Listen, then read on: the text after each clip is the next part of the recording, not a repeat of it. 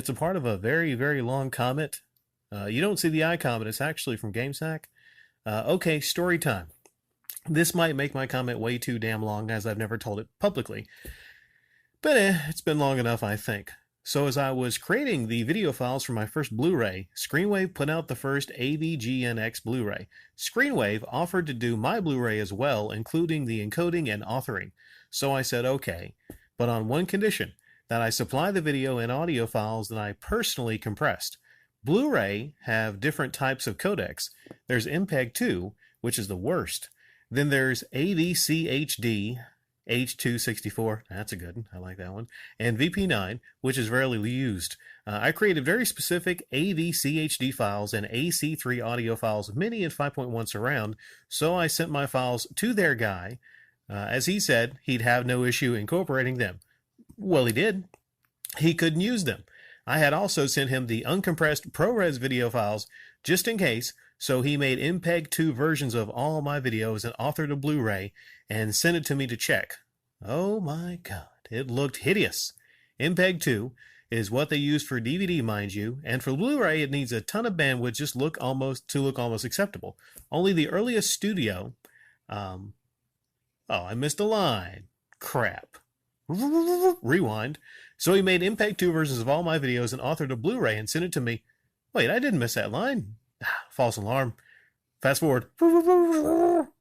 I can't replicate a fast forward sound. And I'm too lazy to actually incorporate that sound here. What they use for DVD, mind you, and for Blu-ray, it needs a ton of bandwidth to look almost acceptable. Only the earliest studio Blu-rays use MPEG 2, and they look bad too. All the studios have used AVCHD since 2008 or so. It was unacceptable to me, so I took him off the job and just authored everything myself. I can't remember what application he was using, but it was bad. Blu-ray authoring apps are not cheap, at least not ones worth any merit. Anyway, I author it, create the artwork, and send it off to the factory, and bam, stamped, not burned Blu-rays. Yeah, see, I don't have any history with recording on Blu-rays. The only Blu-rays I have are the ones that I buy.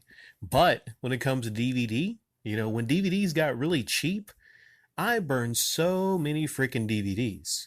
And what I would do is, I had a capture software, I had Pinnacle. And one of my biggest hobbies before YouTube was, I would make mixes of MP3s. I briefly, believe it or not, I actually have done a little bit of music. I used to, make some techno, trance music, pretty good stuff. I was okay and everything. But I had lots of different hobbies. I drew a little bit. I kept myself busy before YouTube. But I never dealt with Blu-rays because they were very expensive. And the time I was recording, burning things on a DVD, it would be stuff like Adult Swim. I was a big fan of Adult Swim. And I would brag to people that were waiting for the Adult Swim Blu-rays officially to come out.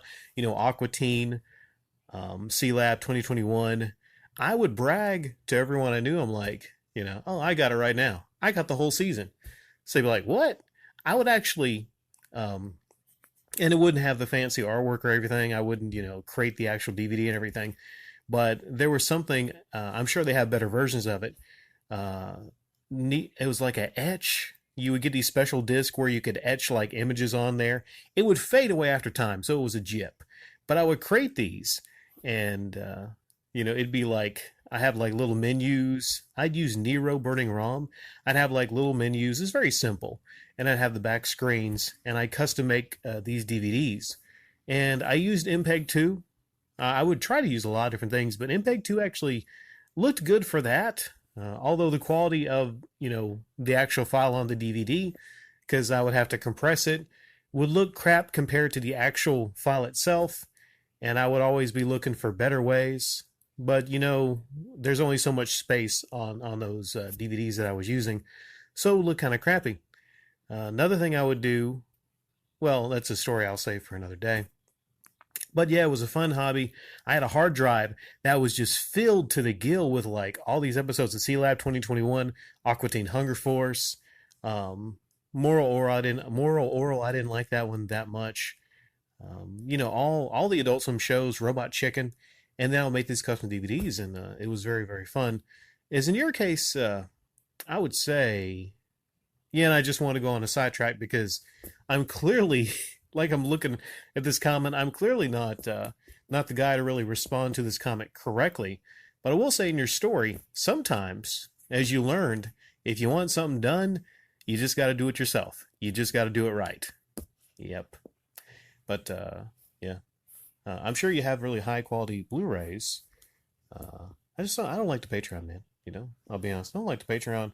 I think it would be really cool if you made a lot of Blu-rays and sold a lot of T-shirts, and maybe you increase those sales possibly. And then maybe do something about the Patreon. Just don't like the Patreon, but you probably knew that coming by.